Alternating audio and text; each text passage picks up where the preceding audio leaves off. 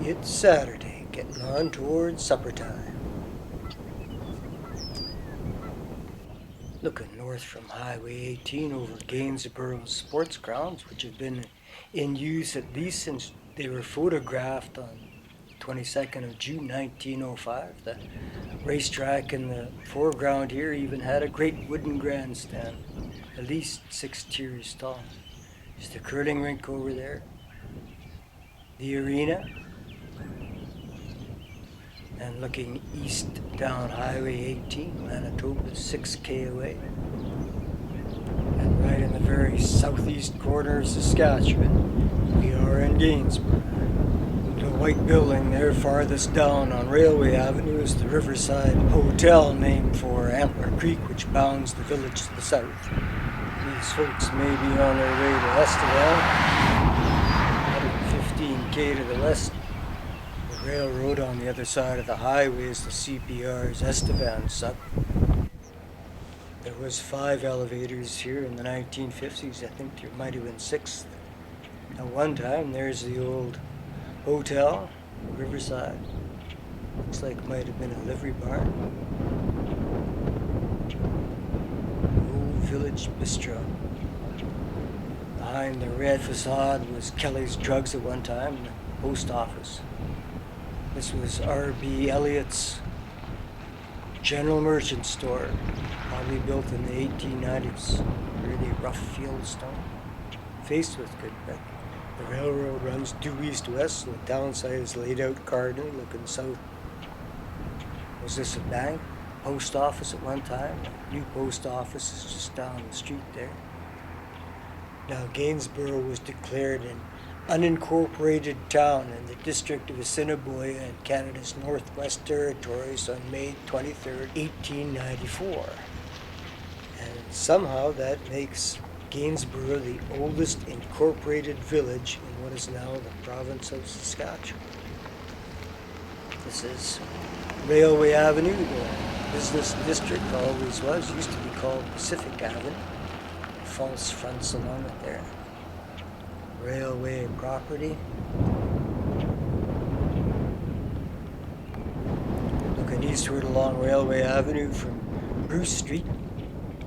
Starting in 1889, the CPR hopscotched this line of rails down from the main line near Brandon to Souris, Manitoba, thence to Hartney, Lauder, and Melita along the old pioneering Melita Trail.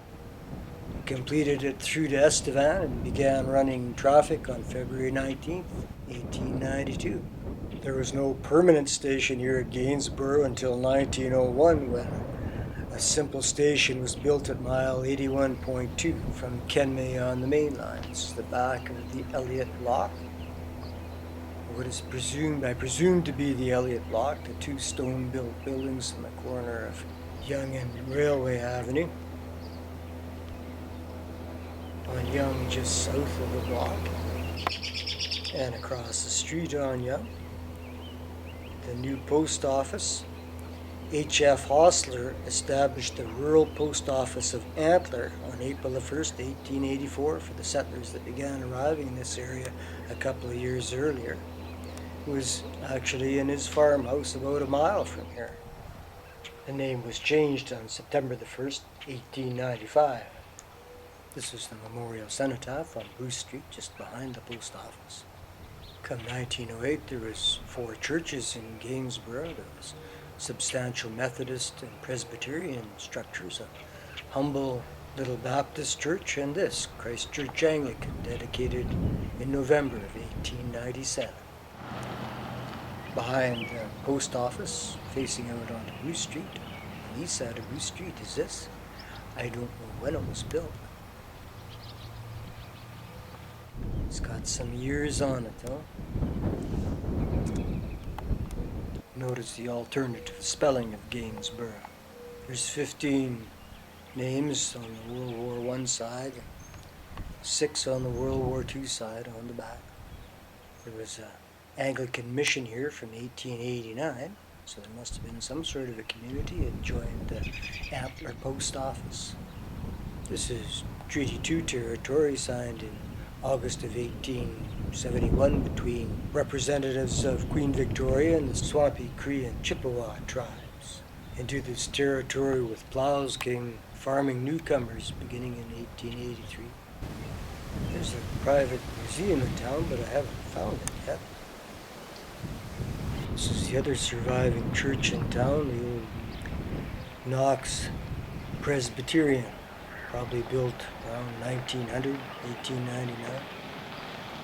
Had an entrance on the side at one time. There's the little office, church office behind it. We're looking across Antler Avenue. The church faces out onto Stephen Street, and across it, the schoolyards. And between Stephen Street and Surrey Street are the old schoolyards. Now Bowen Park is a remnant of the new school here somewhere. It was closed in 2006.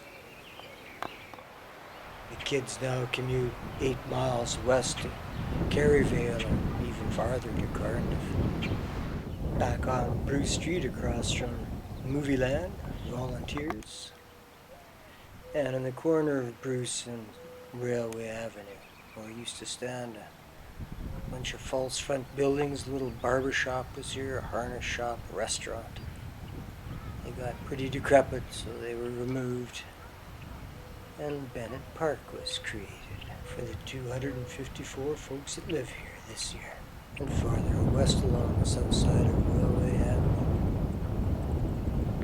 Community Hall, and across from that, and across the railway tracks and the highway, north on Surrey Street, are the rinks, natural ice and a skating rink, and 4 sheets of artificially iced for curling.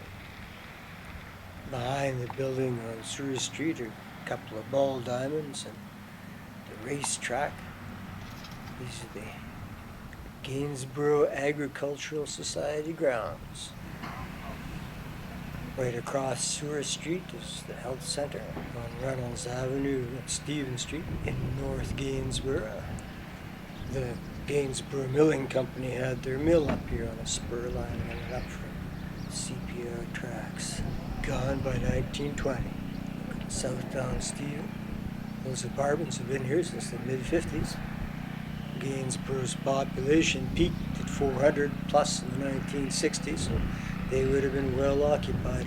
CPR replaced the station in 1924 with the Standard Western Line's A3, which it sold off in 1972. The last elevator standing is the Saskatchewan Equal 736, which was built in 1928 and closed in 1999. In the spring of 2014, all the creeks around here rose and turned Gainsborough into an island for weeks. Headquarters of the rural municipality of Argyll, number 1, Gainsborough, Saskatchewan.